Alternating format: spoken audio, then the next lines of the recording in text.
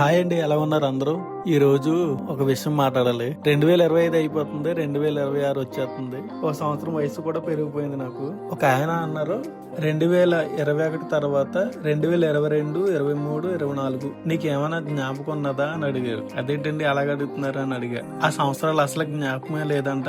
22, 23, 24 అసలు వచ్చినట్టు కూడా తెలియదంట అనేసి అన్నారు. మీకు ఏమన్నా జ్ఞాపకం ఉన్నాయా ఆ టైంలో జరిగినవి ఏమన్నా? ఇంకా మ్యాటర్లోకి వస్తే 2025లో నాకు జరిగింది అయితే ఇన్స్టాగ్రామ్ లో మా ఫ్రెండ్స్ పెరిగారు, ఫేస్బుక్ లో ఫ్రెండ్స్ పెరిగారు, మీరు నా కుటుంబంలో చేరారు. చాలా సంతోషంగా ఉంది. కొన్ని జరగలేని అంటే ఏమున్నాయంటే ప్రతి మనిషికి అప్పులు ఉంటాయి కదా, అదంతా కామనే.